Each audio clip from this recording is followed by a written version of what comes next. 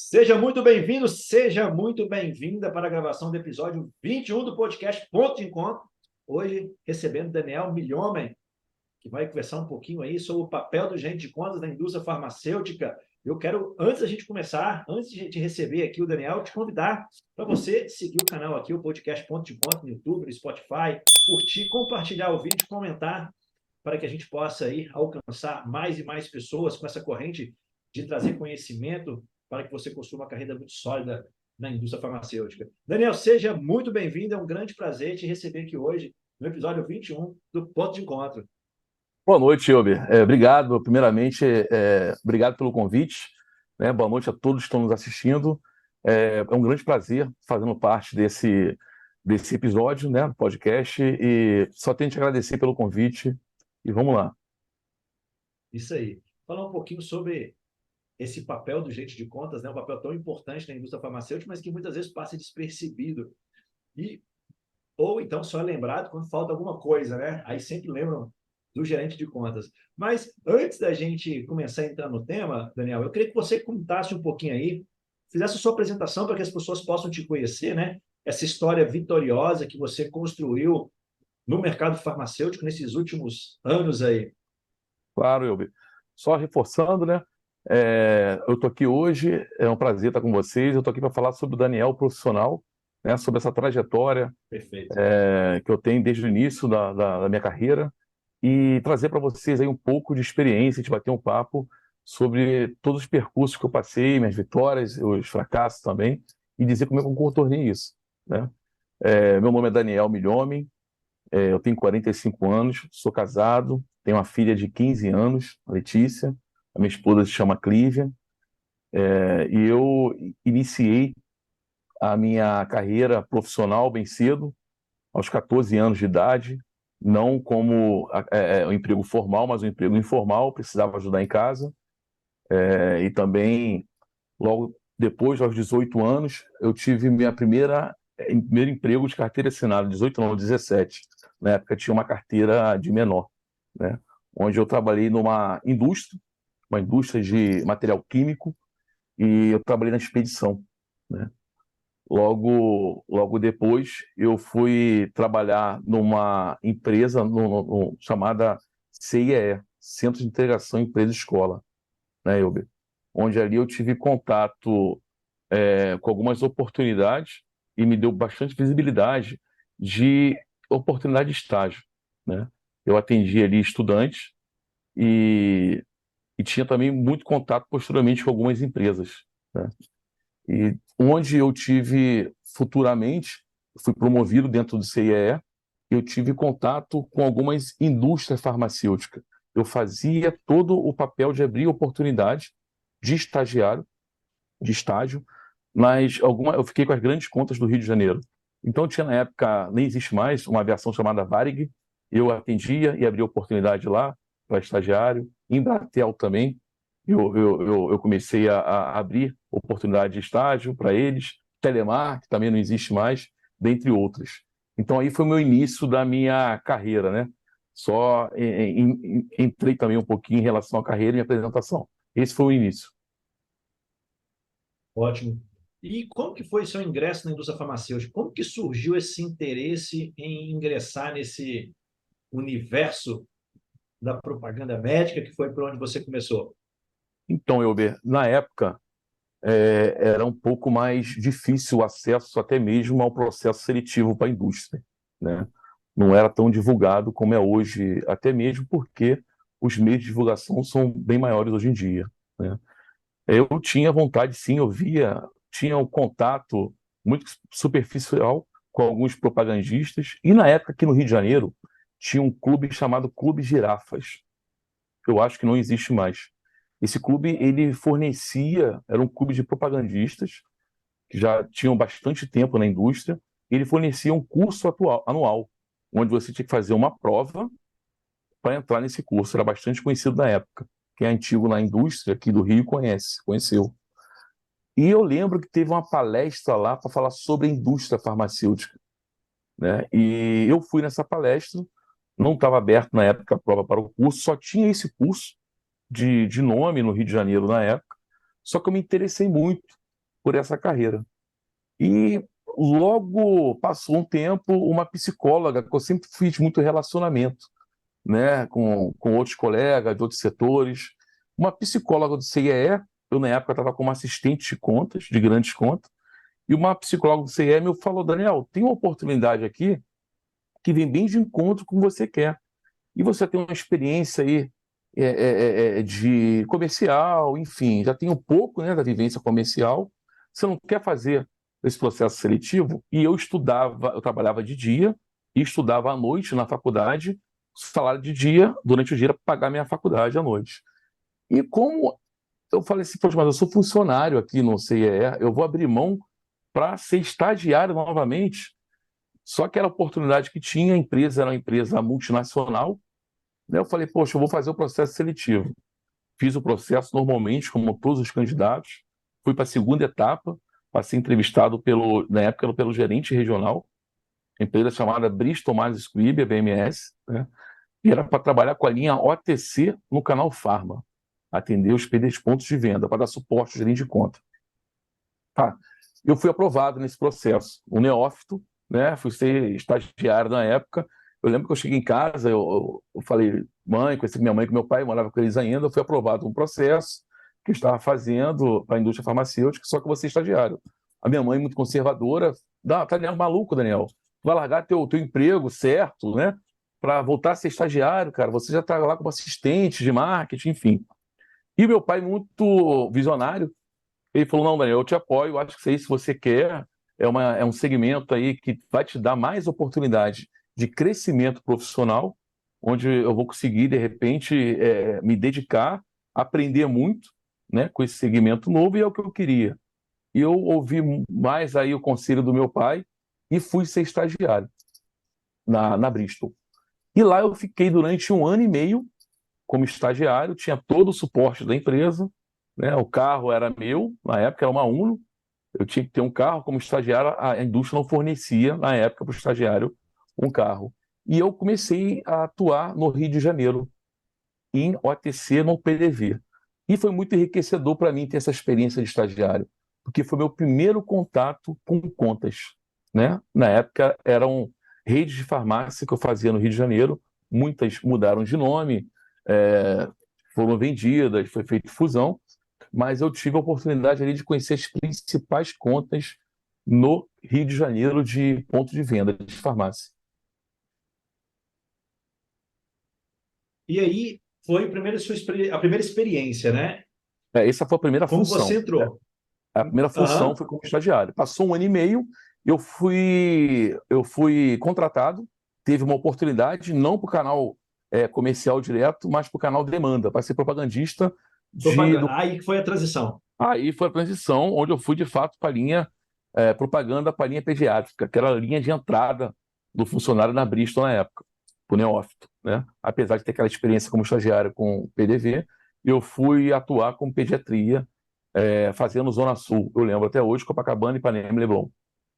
De lá, eu fiquei 3 meses na pediatria, participei de um processo para a linha cardiovascular, que apareceu na hora, eu fui indicado, e entrei na linha cardiovascular, onde eu fiquei aí mais um ano, uns 2 anos mais ou menos. E eu trabalhava com um produto chamado Clopidogrel, bem conhecido na linha cardiovascular da Bristol, Sim. um produto chamado Discover. Na época foi quebrada a patente, né? Tinha muito isso na época, até hoje, e foi quebrada a patente, e a equipe, infelizmente, ia ter que ser alocada para outros produtos, né, e outras linhas, e não tinha oportunidade para todo mundo. E na época, a Mead Johnson fazia parte ali do grupo da Bristol, né? Era Bristol, Mead Johnson e Convatec, de curativos hospitalares e produtos hospitalares também. E teve uma oportunidade de eu fazer um processo seletivo. Meu gerente chegou para mim e perguntou: Daniel, não sei, ele não podia falar, não sei o que vai ser da nossa linha. O fato é que a patente foi quebrada e pode acabar a equipe, como você pode migrar para outra, ou não pode ter oportunidade. O que eu tenho hoje para você é uma vaga para o Rio de Janeiro, para você atuar na Mead Johnson com nutrição especializada, fórmula infantil. Eu falei, cara, eu quero participar do processo, se tem uma vaga, eu vou. dar o meu melhor, sim, ver o que a gente consegue.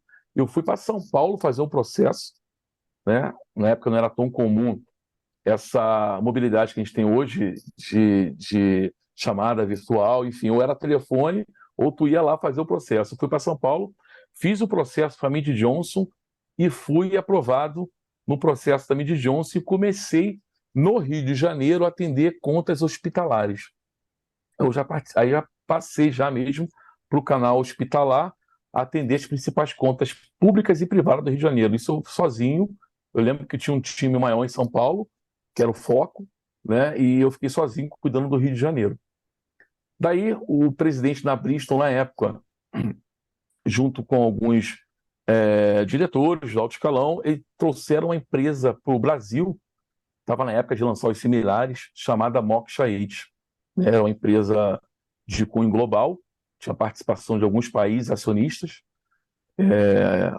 os maiores ali eram os americanos, e trouxe para o Brasil essa empresa chamada Moksha 8, focada na época com o sistema nervoso central, em trazer produtos inovadores e similares ao sistema nervoso central, entre eles era a quetiapina, a memantina, enfim. E foi a primeira empresa, foi a empresa piloto a trazer produtos da linha Sistema Nervoso Central. E nós lançamos primeiramente a empresa no Brasil, eu aqui no Rio de Janeiro, e só voltando um pouquinho, foi feito para mim um convite do gerente regional, que era meu gerente regional na Mead Johnson, na Bristol, desculpa, ele me convidou para vir para o Moksha 8. Eu lembro até hoje, a minha esposa estava grávida na época de 9 meses, e eu falei, o Wilson Miranda, ele está aposentado, se aposentou, tornou-se um grande amigo depois. Eu falei, Wilson, como é que eu vou largar uma empresa como Mead Johnson para apostar numa empresa que está vindo ainda para o Brasil? Vamos lançar Está uma empresa chegando daqui a 9 agora. meses. Está chegando, startup. Estava abrindo assim, lançando a marca. Eu falei, cara, não tem como. Ele, poxa, Daniel, eu preciso de você aqui. Enfim, já tinha pego ali uma confiança no meu trabalho, aprendi muito com ele. E eu lembro que eu falei que ia pensar. Ele falou, cara, pensa, mas eu tô precisando de uma pessoa responsável, enfim. Passou um tempo e me ligou de novo, Daniel, agora eu tô precisando muito de você. Uma pessoa que eu trouxe também de confiança foi participar da inauguração da empresa, eu lembro até hoje, foi no Uruguai, em Punta del Este, e essa pessoa, na volta, pediu demissão, porque já estava em outro processo em outra empresa, em outra indústria. E, cara, ou eu boto uma pessoa de confiança que vai responder ao mesmo ou mais do que essa outra pessoa pediu demissão, ou então, Sara, tu tem que me ajudar. Cara, não pensei duas vezes, eu confiava muito nele também. Foi ele que me entrevistou para eu ser estagiário da Bristol na época, e ele me indicou para outros processos dentro da Bristol e me desenvolveu também. Eu falei, Wilson, tá bom, cara, não vou nem falar com minha esposa agora, eu topo, vamos embora para a Moksha 8. Nisso eu pedi demissão na Mead Johnson, a linha cardiovascular da Bristol de fato acabou. A maioria das pessoas que saíram da Bristol, por sorte e por competência, migraram para a Moksha 8, e eu na época pedi demissão da Mead Johnson, 7 meses depois que eu estava na Mead Johnson. E eu lembro até um fato legal, porque assim, eu tenho um nome um pouco diferente, meu sobrenome, Milhome. E isso assim é positivo e negativo. Porque se você deixar um histórico ruim, todo mundo vai se lembrar de você onde você for. Fazer uma entrevista, pô, é o Milhome? Eu conheço, não. Ah, o Milhome, sim. Então, assim, me ajudou muito esse sobrenome, tanto que meu nome é Daniel Cunha Milhome, e eu utilizo mais nas redes sociais, LinkedIn Daniel Milhome. E eu lembro que ele falou, Daniel, cara, eu falei com você, até com o presidente da Moksha 8, que esse cara era presidente da Bristol. Ele falou assim, eu sei quem é, aquele Milhome, né, Milhome, chama ele, pô, o cara dava resultado. Até ele Daniel, tá contando com você. Aí aquilo motivou bastante e acabei ficando, Elber, 7 anos e meio na Moksha 8. Maravilha. 7 anos e meio na Moksha 8. Fiz uma boa aí. escolha. Fez Foi uma boa escolha. E você sabe, rapaz, essas coisas acontecem, a gente assim, claro, tem que ser um risco pensado, mas eu acho que a gente tem que se arriscar, entendeu? Acabou que eu saí pedi demissão, fui para a Moksha 8, passou aí 3, 4 meses, a minha vaga no Rio de Janeiro foi cortada da Mead Johnson, porque eles cortaram o Rio de Janeiro e decidiram focar só em São Paulo. Decisões estratégicas, né? E acontece em todas as empresas. E eu falei, caramba, eu tô aqui já na Moksha 8, enfim. Na época a gente não tinha nem, não deu tempo nem de chegar a pasta pra gente. né? A famosa Catarina, na época, a gente foi trabalhar, cara, com a sacola da Malco Charit, sem amostra, sem nada. A Malco Charit, ela fez uma jogada de marketing muito interessante. Ela pegou alguns produtos, porque é o seguinte, ela tinha que lançar o nome Malco Charit no mercado. É um nome diferente para a classe médica, né? Então, o que ela fez? Ela fez uma parceria com a Pfizer e com a Roche. Ela pegou produtos maduros da Pfizer e produtos maduros da Roche. Fez ali uma coparticipação e ela atuava só com a propaganda. E produtos maduros que não eram mais propagados, nem pela Pfizer, nem pela Roche, né?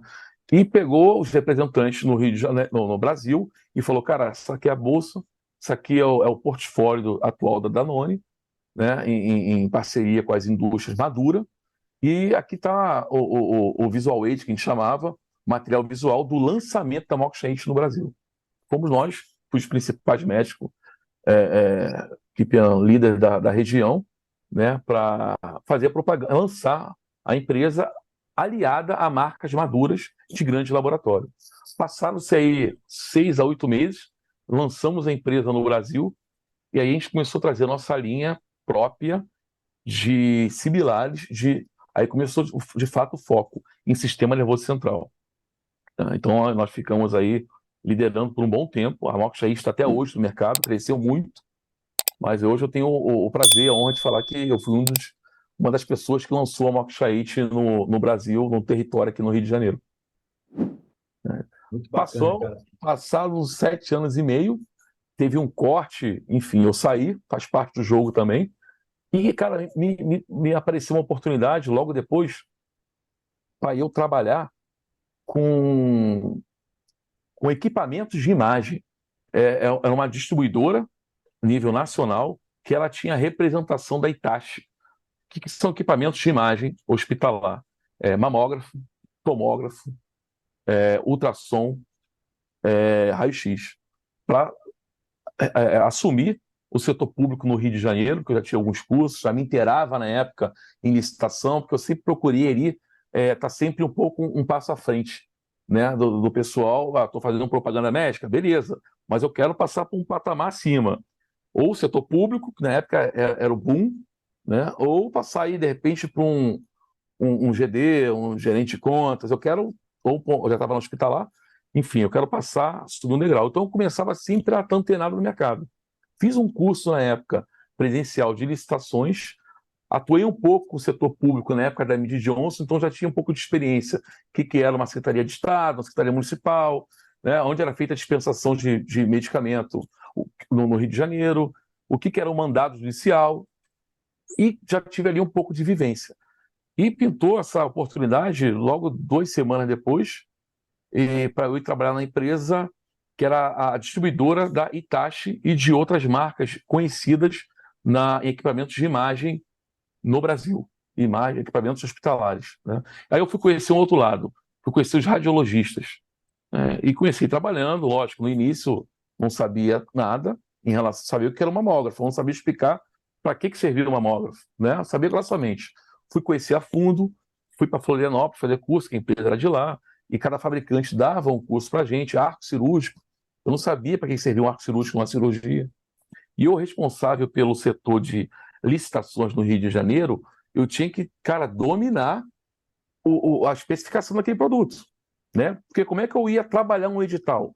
Porque você no setor público, quem trabalha no setor público aqui sabe, não adianta esperar o edital pronto para eu saber se vou participar ou não. Eu tenho que entrar quando eles lançam a especificação, trabalhar antes de ser publicado o edital, trabalhar as especificações daquele edital, que depois que publicou, quase impossível eu mudar algum termo. E se mudar um termo, uma porca no mamógrafo mais ou menos, eu estou fora, eu não entro. Então tem que ter conhecimento das normas de licitações, das leis, e tem que ter conhecimento do meu produto. Cara, o que a gente abraça o desafio, no meu caso, só foi enriquecedor. Por quê? Eu trabalhando lá com equipamento, na época o dólar estava disparando muito, equipamentos são todos em dólar, as propostas, e assim, eu não consigo, muitas das vezes eu dava lance no setor público e não conseguia manter, tinha que tirar depois, porque o dólar tinha aumentado de um dia para o outro, enfim. Então isso me dificultou um pouco, né? Ganhei bastante prêmio, vou falar para você que a minha vida financeira teve sim um upgrade naquela época, só que a parte do dólar também me derrubou. Começou a impactar a venda. O que eu falei? Poxa, vou voltar para a indústria, né? Conheci já um lado. Aí comecei a me apresentar de novo no mercado, Cato, e vagas.com, enfim. E, de novo, um distribuidor fez contato comigo através, por incrível que pareça, LinkedIn na época acho que nem existia, pelo vagas.com, pelo Cato. Às vezes a gente reclama, mas, cara, ali ainda é, ao meu ver, tá? O principal fonte de coletar, de busca de coletar profissional. Agora tem o né? LinkedIn também. Hoje o Depois LinkedIn eu, faz muito isso, né? depois eu vou falar um pouco mais do LinkedIn. Hoje o LinkedIn tomou a frente, né? Então, assim, na época só tinha esses dois. E um distribuidor até regional aqui no Rio de Janeiro me chamou para trabalhar, porque o cara ele tinha a parceria, o gerenciamento de produtos na época eu trabalhei com o Itachi, ele tinha uma conta, se eu não me engano, era da Siemens, de produtos de imagem, só que ele também era distribuidor de medicamento de baixo, de alto custo. Ele falou, Daniel, tu já trabalhou com medicamento? Já. Tu já trabalhou com equipamento? Já. Então aqui, cara, você vai trabalhar aqui nessa distribuidora com a linha de Siemens, de mamógrafo, tomógrafo, tudo, e você vai trabalhar também com medicamentos. Eu vou te dar a conta da Mil. O cara me fez uma proposta, eu falei, ponto. Eu, assim, nem conhecia a distribuição, mas eu queria voltar para a indústria. Eu falei, melhor caminho, então, se é que tem distribuição agora, eu vou para a distribuição. Totalmente enriquecedor, Elber. Eu fui para lá, já tinha um contato e cliente de produtos, de equipamentos de imagem, e eu fui desenvolver um outro lado, cara, que é trabalhar na distribuidora de medicamentos. E para atender, assim, grandes players do mercado do Rio de Janeiro, hospitais como a Rede Amil, hospital como a Rede Dorf, que é responsável, e também setor público. Nós tínhamos uma equipe e onde eu conseguiria me desenvolver muito. Por quê? Pela indústria farmacêutica até então, eu em demanda, eu não tinha acesso ainda a gerenciar uma conta de hospital. Eu tinha acesso ali a padronizar um produto da indústria, na Mead Johnson, mas não vender para o hospital por uma distribuidora. E ali eu fui reconhecer o que é um portal Bionexo, que é um dos grandes portais que os hospitais utilizam para fazer compra de medicamentos nas distribuidoras e até com a indústria também, aquela indústria que vem direto para grande conta. Eu fui ter a vivência desse Bionexo, eu fui ter a vivência de um comprador de hospital, dos gerentes de contas no hospital, eu fui ter acesso ao setor comercial do hospital. E nisso, cara, a gente vai se pegando bastante experiência. Passou um ano, eu nessa distribuidora, e eu fiz um trabalho bem legal, cara, assim, nesses hospitais, na Mil, na Redditor, sempre tentando ampliar o network, né? Com bastante sinceridade, bastante clareza dos produtos que eu trabalhava, da indústria, da distribuidora que eu trabalhava. E eu fui convidado ali pela Profarma, que hoje ela pertencer ao grupo Vivio. A Profarma que eu falo, na época era uma joint venture, Profarma Specialty, que existe a Profarma aqui no Rio de Janeiro, quem é do Rio de Janeiro deve conhecer, que vende para PDV, para farmácia. Uhum. A Profarma do Rio de Janeiro, ela montou uma joint venture com a maior distribuidora de medicamentos de saúde humana e animal dos Estados Unidos, chamado American Sourceberry. A joint venture é uma empresa nova, chamada Profarma Specialty, que ficava em São Paulo, onde a Profarma do Rio de Janeiro detinha 50% e a América Sourceberg detinha outros 50%. Essa empresa foi montada para atender somente produtos de alto custo para o canal hospitalar. Não vendia para o varejo, o PDV. Fui eu trabalhar na Profarma, indicado até por um comprador da Mil. Você vê como é que são as coisas. Né? Parece que um gerente regional chegou lá, um nacional na época, e falou, poxa, fulano, eu estou precisando de uma indicação, e assim, eu não tenho ninguém indicado, você não consegue me indicar ninguém para cuidar da conta da Mil? O comprador falou assim, pô, cara, tem um cara aí, esse cara é de um distribuidor, o cara é chato pra caramba, eu falo bem que eu não vou atender, o cara toda semana o cara tá batendo aqui na minha porta, me ligando, mandando mensagem, e assim, um cara corre atrás, o cara é chato. Aí esse gerente nacional falou assim, pô, é ele que eu quero. E esse comprador me ligou e falou, Daniel, cara, eu fiz uma coisa aqui que não sei se eu devia. Chegou fulano aqui, que é gerente nacional na época da Profarm Specialty, e ele pediu uma indicação, cara. Eu dei seu telefone. Eu falei, cara, já que tu deu meu telefone, já também meu currículo. Vou te mandar meu currículo, tu manda para ele. Mandou, Já faço isso completo, já não faz fica pela tudo. metade, não. Agradeci muito, cara. Aí fui eu, fiz uma etapa de 4 entrevistas na época para a Profarma, passei nessas entrevistas, pedi demissão, tudo direitinho no distribuidor que eu estava, e fui trabalhar num distribuidor com amplitude a nível nacional, né? Só que quando eu passei, eu fui direcionado, cara, para fazer acesso de operadora de saúde, baita no desafio, e acesso ao setor público, Rio de Janeiro e Minas Gerais. Baita desafio. Abraço eu, de novo, o desafio, sempre assim, com muita humildade, aprendendo muito, né? E buscando, cara, não só... Eu sempre fui muito curioso. E no setor público, cara, a curiosidade é tudo. Porque, infelizmente, em muitos lugares, o setor público é um pouco mais moroso de andar, até pela própria cultura, enfim, pelo próprio canal. E se a gente não bater numa porta aqui, bater na outra ali, ir ali, de repente pegar um documento aqui que está nessa mesa e botar na outra mesa, um relacionamento, o negócio não anda. E eu, com essa curiosidade, me ajudou muito a deslanchar no setor público. E nas operadoras de saúde também. Eu fui conhecer o que é uma venda triangular. Eu não sabia, que eu nem tinha escutado esse termo. Simplesmente a venda triangular é onde a operadora compra o medicamento de alto custo do distribuidor e o distribuidor entrega na casa do paciente. O medicamento pode ser oncológico, se for sublingual, se não for venoso, o acesso, tá? Então, assim, eu fui aprender termos e operações que eu não conhecia, né?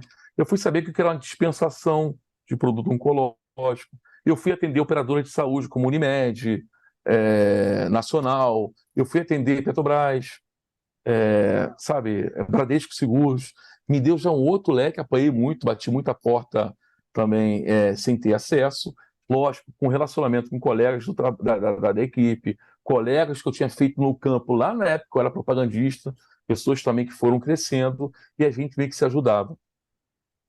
Depois tive essa oportunidade na Danone, que eu entrei como gerente de área, atendendo os hospitais privados e públicos do Rio de Janeiro, Espírito Santo e Minas Gerais, né? Depois eu fui ser gerente dos distribuidores, Rio de Janeiro, Espírito Santo e Minas Gerais.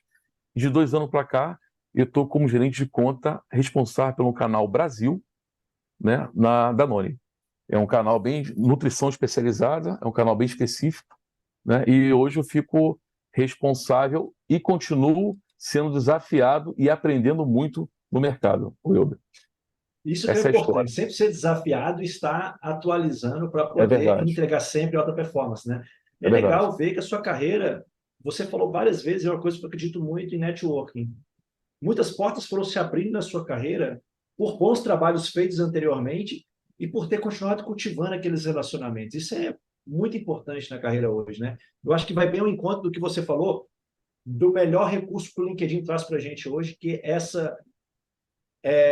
esse acesso a profissionais que a gente não teria acesso se não fosse para uma rede social como o LinkedIn, de chegar um gerente nacional, um diretor, um vice-presidente de um laboratório, e ali você pode ver como ele pensa, como ele É verdade, está Wilber. ali, né? Então é muito interessante tudo isso aí.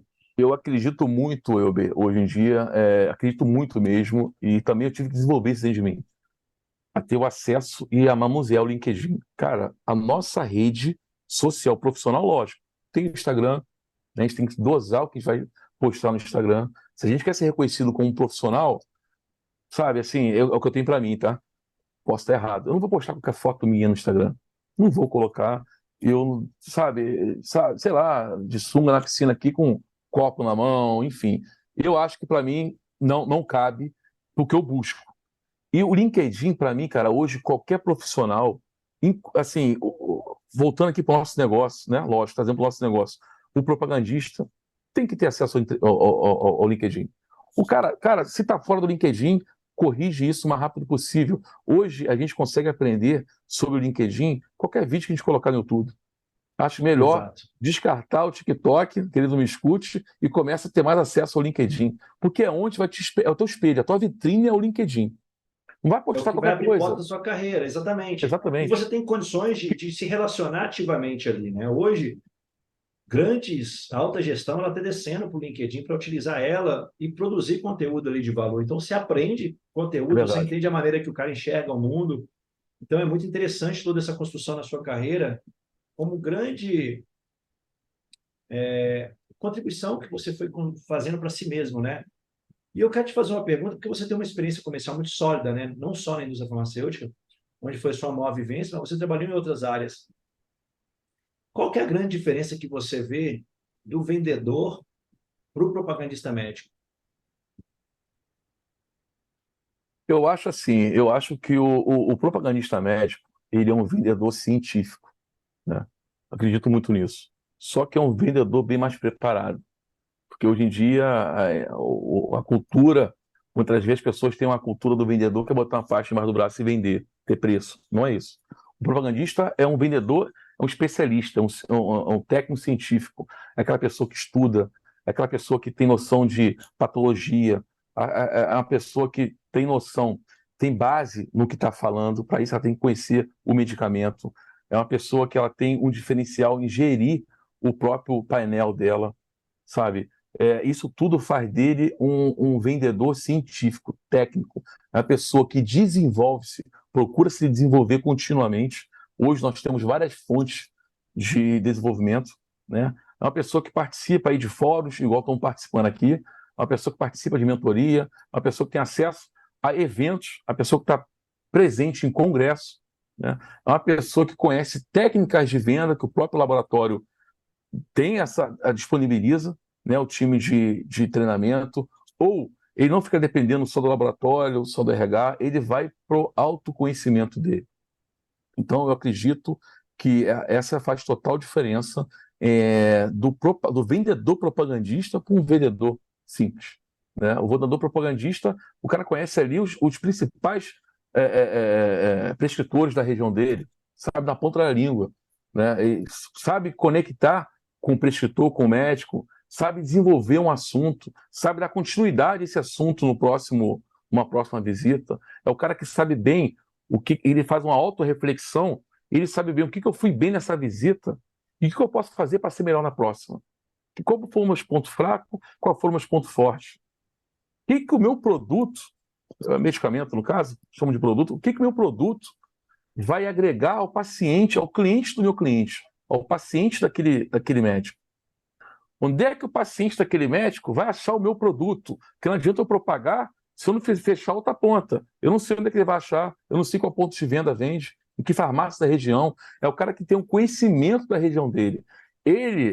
Eu acredito que o propagandista, o vendedor propagandista, o cara tem ali o painel dele como se fosse a empresa dele. Ele é o gerente do setor dele. Por mais que ele tenha um gestor, se ele se tratar como gerente do setor dele, esse cara vai longe. Exato. É uma profissão cada dia mais complexa, né? Porque tem vários decisores nessa cadeia que ele não controla.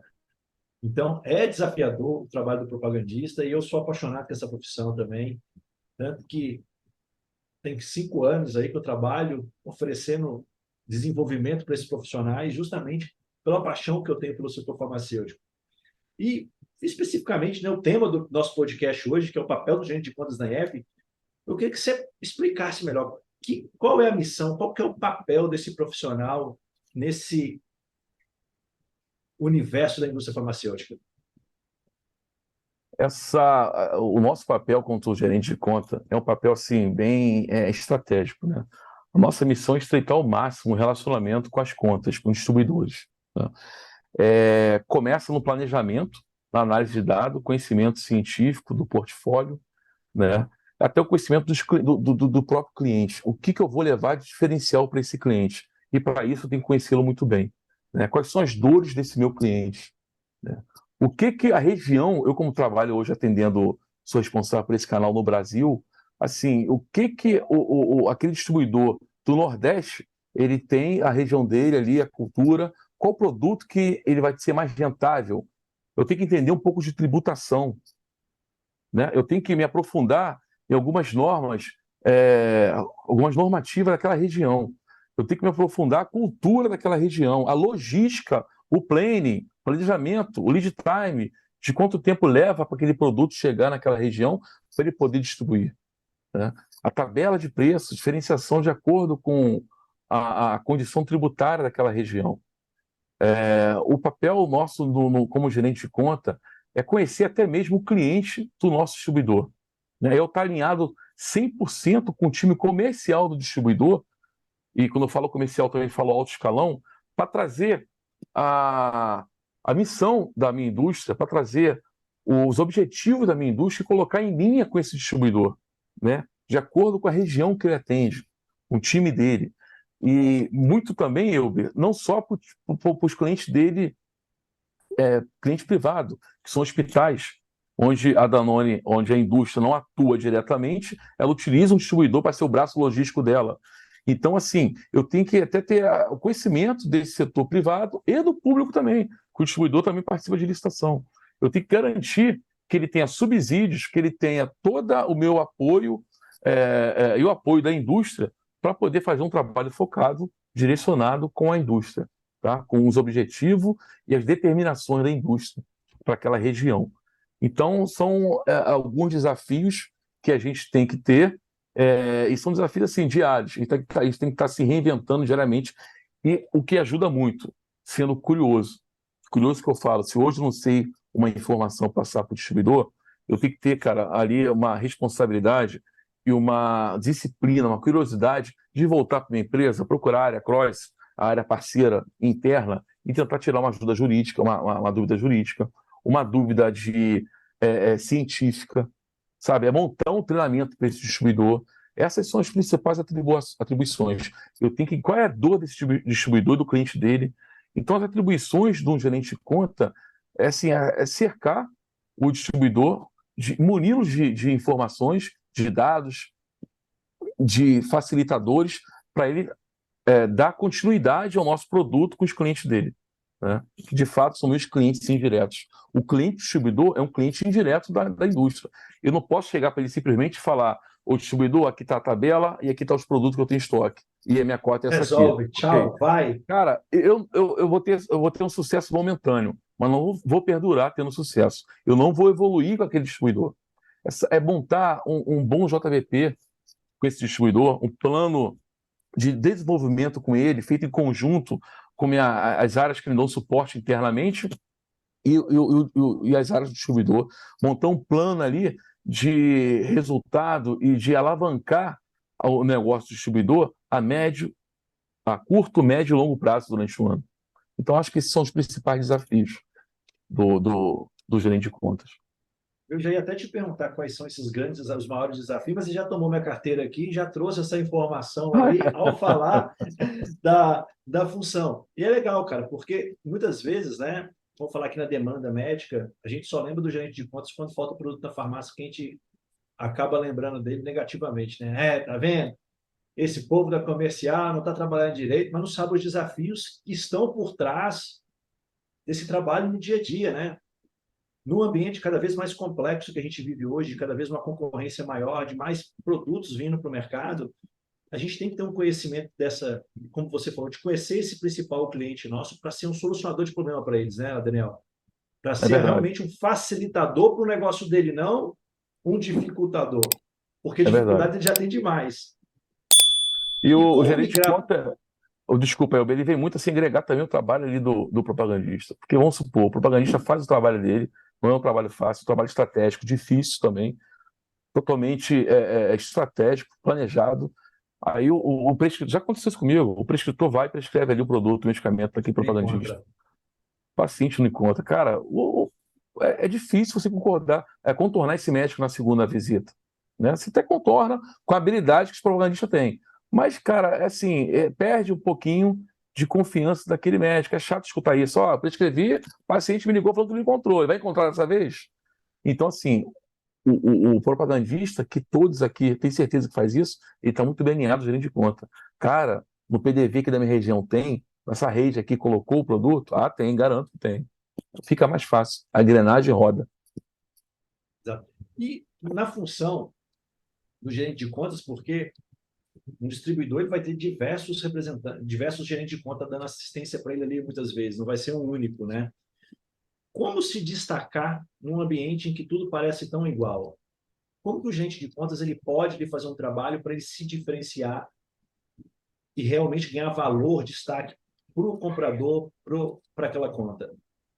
Eu acredito muito, Elber, nessa minha trajetória, né, que a gente tem que se destacar em qualquer função, seja ali como propaganda, procurar fazer o seu melhor, né? Ter o reconhecimento, o respeito, lógico que a gente tem que ter o reconhecimento da equipe. Por exemplo, quando eu penso num propagandista de Minas, poxa, o fulano, aquele propagandista, aquela região ali de BH, do Laboratório X, poxa, é fulano. Quando eu penso do Rio de Janeiro, da Zona Norte, poxa, é ciclano de tal empresa. A própria equipe dele reconhece isso. Então, acho que para se destacar como gerente de contas, frente ali ao nosso cliente, que é o distribuidor, a gente tem que, ao diretor de compras, à equipe comercial, a gente tem que, de fato, dar subsídio, atender qual é a dor daquele cara, né? O que que ele tem de desafio que eu posso dar suporte para ele. De novo, não é só eu entregar o produto para ele com preço ok, combinado, e eu garantir que tenha estoque no meu chão de fábrica para eu entregar naquele prazo que ele pediu. Não. Eu tenho que ajudar um sell-out daquele cara, eu tenho que ajudar ele a escoar aquele produto dele, porque eu acredito muito, eu gerando sell-out, a venda do distribuidor, dando suporte para ele girar, o meu selinho aumenta. A compra que ia fazer na minha dieta da fábrica vai aumentar. Ia ser um trabalho em conjunto com ele. Eu faço a engrenagem funcionar, né? Então, eu acredito muito em relacionamento com esse distribuidor, com a equipe do distribuidor, com alto escalão também, que muitas das vezes a gente fica preso ali só. Isso aí é normal, tá? A gente fica preso ali só o comprador. Eu tenho meio que um impasse, chegar o diretor, o cara que é diretor, né? Vou chegar até nele, enfim. Não, eu tenho que achar ali um meio caminho. Pô, o gerente de compra, não para você dar bypass nele, passar por cima do gerente de compra. Não, você tem acesso ao diretor, sabe? Porque tem apresentações que você vai fazer para um distribuidor que é legal você convidar o diretor para estar presente, para estar ciente do que você está trazendo para a empresa. Tem interesses do diretor, do dono. É legal você abrir um espaço, convidar esse distribuidor para conhecer a sede da sua empresa, chamar o seu diretor para conhecê-lo também, marcar uma agenda, se for possível, tanto do seu diretor na distribuidora, como a distribuidora também conhecer a sua indústria, se você tiver recursos para fazer isso.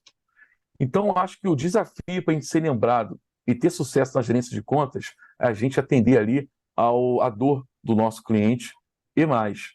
Eu acho que a gente fazer, que o mercado chama de JBP, Joy Business Plan, é fazer um plano de negócio, isso é fundamental, junto com esse cliente seu, com esse distribuidor. Porque esse plano de negócio em conjunto, eu trago minha equipe da minha indústria, coloco em conexão com a equipe do distribuidor e vamos desenhar um plano junto para a gente evoluir, para a gente acertar o ponteiro, ajustar o que tem que ser ajustado. O que não está dando certo, está dando certo. A curto, médio e longo prazo. Isso eu acredito assim que ajuda a fazer o diferencial. E o distribuidor saber que você está dando suporte para ele, não só para a venda para o distribuidor, mas você está ajudando o cara também a escoar o produto, a fazer o sell-out daquela linha de produto. Com certeza, né? Porque dinheiro parado hoje ninguém quer, né? Ninguém pode. Ninguém quer. É verdade. É Então verdade. é uma necessidade a gente ser um facilitador, né? Porque isso vai gerar naturalmente uma relevância e uma confiança de projetos futuros, né? Você quer perto de você quem é um solucionador de problema, e não aquele cara que vem trazer problema para você, que problema já está cheio hoje. Pois é, pois é. Eu E acredito como fazer muito essa nisso. migração, o Daniel, da propaganda ou para poder, como me preparar para poder fazer essa migração? É. Eu acho que o autodesenvolvimento é tudo, né? Eu sei que a vida do propagandista é muito corrida, tem um número muito grande de visita, né? As indústrias estão assim, porque precisam dessa demanda, é muito relatório, é muito produto para estudar e lembrar, tem produto inicial, produto recordatório, enfim, mas acho que o autodesenvolvimento é tudo. É não esperar somente que o seu gestor e o seu RH te desenvolva. Não esperar somente que a sua empresa te leve para a convenção, te treine, sabe? Eu acho que a gente tem hoje muitas ferramentas, para mim também, que a gente consegue se autodesenvolver. Eu acho que tudo começa na estratégia. Você fazer um planejamento. Onde é que eu quero chegar? Eu quero chegar, estou dando um exemplo, tá? Meu objetivo é chegar a gerente de contas. Cara, o que o gerente de conta faz? Quais são, de repente, os fóruns que esse cara está participando? Eu sigo um gerente de conta no LinkedIn? Acho que é fundamental você seguir aquele gerente de conta. Alguns um de cada indústria, da sua própria indústria. Cara, é você chegar, o que está fazendo agora, a mentoria, é você chegar para um gerente de contas da sua empresa, fale com o seu gestor antes, eu acredito muito, que é muito difícil ele negar, e falar assim, eu posso trocar um papo, marcar um café com o gerente de contas, até para eu saber, se apresenta para ele. Ó, eu sou fulano, faço setor tal, e eu tenho muito assim, eu queria estreitar com você nosso relacionamento, eu acredito que o seu trabalho vem de acordo com o meu, acho que continua ali a engrenagem, né? Eu faço uma parte, você faz outra, a gente consegue tomar um café junto, almoçar, você me fala um pouquinho do seu trabalho, do seu dia a dia, sabe? Você poderia alinhar com o seu gerente antes. Será que eu poderia ir como ouvinte numa reunião sua com o cliente? É a curiosidade que eu tenho, a vontade que eu tenho de trabalhar, né, e me preparar para estar pronto quando tiver uma oportunidade. Eu acho muito difícil a pessoa te negar esse auxílio. É você, para ter ideia, antes de eu ser indicado para um estágio na indústria, cara, eu sem saber como é que funcionava a indústria, eu achava e procurava na internet, cara, congresso da indústria farmacêutica. E eu já fui a um congresso, botei meu currículo embaixo do braço, consegui entrar, não sei se alguém prestou o crachá ou não, e distribuí nos estandes meu currículo. Surtiu efeito? Não sei. Eu sei que eu entrei como estagiário depois, mas eu tentei. Hoje você está. Hoje eu tô. Exatamente. Hoje eu tô. Então, acho que o diferencial é você, primeiro, estar preparado 100% no que você na sua cadeira de propagandista. Que quando pintar a oportunidade, você se autodesenvolveu, você tem uma segunda língua. Não precisa ser fluente, mas você tem noções. Sabe, colocar muito isso no seu plano de desenvolvimento na empresa, o PDI, algumas empresas fazem isso. Deixar claro para o seu gestor, sabe, e mostrar para o seu gestor que você está ali se desenvolvendo o máximo possível. Sabe, cooperar com a sua equipe, cooperar com o seu gestor, trazer informações de mercado que possa contribuir. Muitas das pessoas têm que desenvolver melhor, sabe, um poder de persuasão, de comunicação. A internet tem isso, entendeu? Sabe, você tem acesso a isso, a esses temas hoje em dia. Então, acho importante você estar preparado e buscar essa preparação, não contar somente com o RH. Porque, assim, muito se fala nisso. A carreira, a trajetória é sua. Se você direcionar a sua carreira e correr atrás, cara, o sucesso é muito difícil você não alcançá-lo na carreira que você quer, na função que você quer. Você tá trazendo isso aí, eu estou relembrando algumas coisas da minha carreira, né? Que muitas das vezes, quando a gente coloca o pessoal da comercial e da demanda, né, a propaganda médica, como inimigos, né? Cara, a gente tem que trabalhar com parceria. E quando eu estive gestor em Belo Horizonte, no antigo laboratório, eu procurei essa aproximação, tanto do Grande Contas, que atendia a minha principal rede em Belo Horizonte, que era a Araújo, como os dois vendedores que davam suporte para nós da equipe de demanda, atendendo as pequenas redes e as farmácias independentes. E eu incentivava a minha equipe também a fazer isso. Cara, e quantas vezes eu conseguia informações que outros gestores não tinham e até compartilhava essas informações que eu conseguia com o gerente de contas para favorecer o nosso trabalho. Cara, a gente precisa de um produto aqui, vamos fazer uma otimização aqui para poder concentrar onde está a demanda maior, para melhorar o nosso resultado. Cara, como que isso é salutar? E como que essas áreas precisam conversar, porque todo mundo quer a mesma coisa. Quer o resultado na ponta e o crescimento do laboratório. Total, cara. Total, eu concordo totalmente. Uma área depende da outra. Eu não vivo sem minha demanda. E a demanda precisa que eu coloque o produto à disposição do paciente. Entendeu? O meu trabalho é dar continuidade ao que a demanda faz. E vice-versa. Não adianta o meu produto estar ali no ponto de venda se não tem saída, não tem receituário. E não adianta ter receituário se não tem produto no ponto de venda. E eu agora do lado de cá, já tive do lado de lá, cara, eu gosto muito como o telefone toca, é uma pessoa na demanda. Daniel, aqui não tem um produto.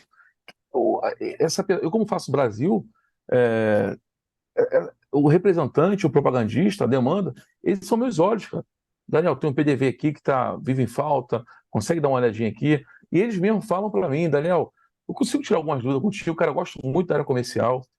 Eu dou todo o suporte.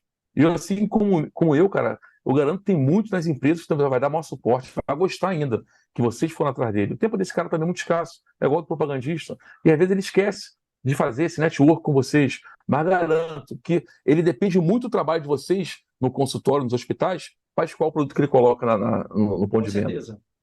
Vá atrás É um desse cara que ele trabalho vai gostar. complementar, né, cara? Um precisa do outro. A gente tem que aproximar essas pontas que muitas vezes ficam dispersas demais e É comprometem o resultado verdade, da companhia. é Então a verdade. gente tem que diminuir essas distâncias, cara, muito legal. E qual que é o perfil que você vê do profissional de sucesso na gestão de contas? O que que você vê como habilidades fundamentais para que quem hoje está na cadeira fala assim, cara, eu tenho essas habilidades, mas preciso desenvolver essas outras competências para eu poder pensar em sentar nessa cadeira. Quais seriam essas habilidades, na sua visão? Primeira coisa, cara, ser um profissional proativo, entendeu? Eu acho que são habilidades como, de novo, o autodesenvolvimento é fundamental, né? Você conhecer bem. A base que você está tendo hoje, propagandista, que eu tive, me deu muito suporte para agora ser um gerente de contas, para conseguir bater e atingir meus resultados, porque eu sei como é que funciona a cadeia, eu sei como é que eu vou evoluir o meu negócio, o meu canal, porque eu já fui propagandista, eu já sei como é que funciona o PDV. Cara, eu visitava esse PDV aqui, hoje eu estou vendendo para a rede, eu atendo essa rede, né, eu atendo esse distribuidor. Então, eu acho que a primeira coisa, ser proativo, é você se autodesenvolver, é você estar em sintonia com o seu GD, sabe? Por mais que ele não te dê muita abertura, é você tentar entregar o melhor possível resultado, é você cooperar com a sua equipe, trabalho em equipe é fundamental. São muitos aspectos, né, que quando tiver uma oportunidade, você vai ser lembrado. Quando tiver uma oportunidade, você vai estar pronto para essa oportunidade, né? E fundamental é ser curioso, sabe? Pergunte, se tem alguma dúvida, se você tem vontade de ir para um segundo ponto patamar, sabe? Peça um feedback do seu GD, pede um feedback de um colega seu, peça um feedback até para um médico, você tem um relacionamento melhor. O que você acha que você teria que evoluir? O feedback com um colega ou um gerente de contas, quais são sabe, as habilidades que você tem que desenvolver para ser um gerente de contas, para poder se candidatar para uma oportunidade. Então, acho que são aspectos fundamentais, né? O autodesenvolvimento é o principal dele. Trabalhe uma oratória, trabalhe também algumas coisas que a gente pensa que é boba, mas é um bom conhecimento do Excel para você fazer uma boa análise de dados, sabe? É um conhecimento, pelo menos básico, de montar uma apresentação. Como é que eu vou montar uma apresentação para o meu diretor se poxa, eu estou engateando aqui como gerente de contas? Como é que eu vou pegar os dados da minha empresa com os dados do mercado e vou montar uma apresentação para apresentar uma campanha para o distribuidor? E esses são pontos que eu consigo me desenvolver em casa numa hora vaga. Não tem uma hora vaga? Cara, infelizmente é acordar mais cedo, 40 minutos. É botar um propósito na sua vida. A carreira é sua. A obrigação de se desenvolver, sabe, de ser o protagonista dessa história também é nossa. Entendeu? Não é só esperar eu receber essa oportunidade da indústria, vai pintar, eu estou batendo meta. Hoje em dia mudou muito, não é só bater meta para ser promovido, né? Antigamente até podia ser, só que hoje em dia tem com a tecnologia, com o avanço, com as coisas mudando toda hora, sabe? Acho que a cada minuto muda, lança-se uma ação nova com a concorrência, um produto novo, sabe? Muda-se uma prescrição no hospital, uma padronização que era agora não é mais, de um preço que era competitivo agora não é mais, e aí? Eu tenho que buscar ferramentas para tentar mudar. Então, assim, você tentar se preparar o máximo possível, conhecer, abrir, ampliar seu network, né? E ser curioso, acho que é tudo. E não deixar de se conectar, né, com os profissionais da comercial, os gerentes de conta, para poder entender melhor cada vez mais desse mercado, né? É. Então é bacana demais. Daniel, estamos chegando ao fim aí, cara, desse bate-papo aqui leve, gostoso sobre a gestão de contas na IF. E antes da gente finalizar, eu quero te pedir, né, que conselhos você daria aí para os profissionais da indústria farmacêutica hoje que desejam migrar ou também na sua experiência na propaganda médica, que conselhos você deixa para os nossos profissionais que vão ouvir o podcast e quem está ouvindo aqui ao vivo também? Acho que um primeiro ponto é a gente ser íntegro em empresas que a gente está totalmente transparente, né? Eu já vi muitos colegas aí na minha trajetória a cometer erros bobos, né? Às vezes com medo de levar algum problema à frente, alguma falha que cometeu. Nós sendo transparente com a nossa empresa, com nossos clientes, cara, o restante a gente consegue se desenvolver. O seu gerente, ele tem gestão da equipe, ele sabe ali a pessoa que é transparente com ele, né? Se são tantas visitas por dia, Eu sei que tem muito colega aí que tem como burlar isso. Faça essa visita por dia. Não deu para fazer, fala que não deu para fazer, mas que você vai se esforçar para fazer mais. E outro ponto também é você levar adiante a missão, a cultura da sua empresa. É você ter conhecimento dessa missão da sua empresa e ter essa transparência para o seu médico também, né, para o seu cliente. O que esse médico fez uma pergunta que você não tem a resposta na hora, eu vou trazer para o doutor, entendeu? É correr atrás dessa resposta e não esperar uma próxima visita, é entregar de imediato, né? Conselho que eu deixo aqui, que já foi, eu já falei algumas vezes, foi até repetitivo, é o autodesenvolvimento. A gente ser, sabe, o percursor da nossa jornada, da nossa trajetória. É eu correr atrás. Se eu quero ser, se eu sou um propagandista hoje, eu quero passar para um patamar de um GD, de um gerente de contas, qual curso eu posso fazer aqui por fora? O que eu posso aprender? Que livro eu posso ler? Que matéria eu posso ler de gestão de pessoas? O que eu posso fazer aqui para desenvolver habilidade de gestão de contas, né? E eu me mostrar pronto, sabe? É eu procurar quais são esses facilitadores para quando tiver uma oportunidade eu estar pronto. Não só na minha empresa. Às vezes eu não estou na minha empresa, não tenho oportunidade, mas vai ter em outra empresa. Aí vem de novo, você está bem relacionado e bem conectado no LinkedIn, sabe? A principal ferramenta, a nossa principal vitrine é o nosso trabalho no nosso setor. Eu costumo dizer que o nosso gerente é o nosso GD e os próprios colegas ao redor do setor.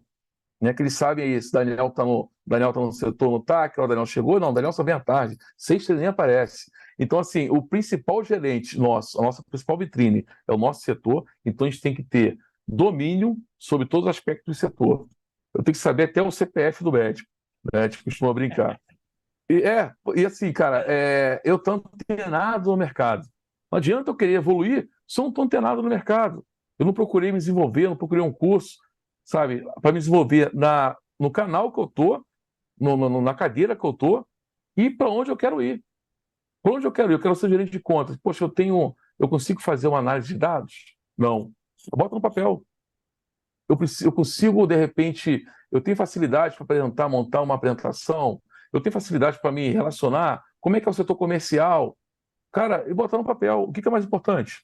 Você, você tem vários fatores, várias fontes de informações que vão te falar em pesquisas.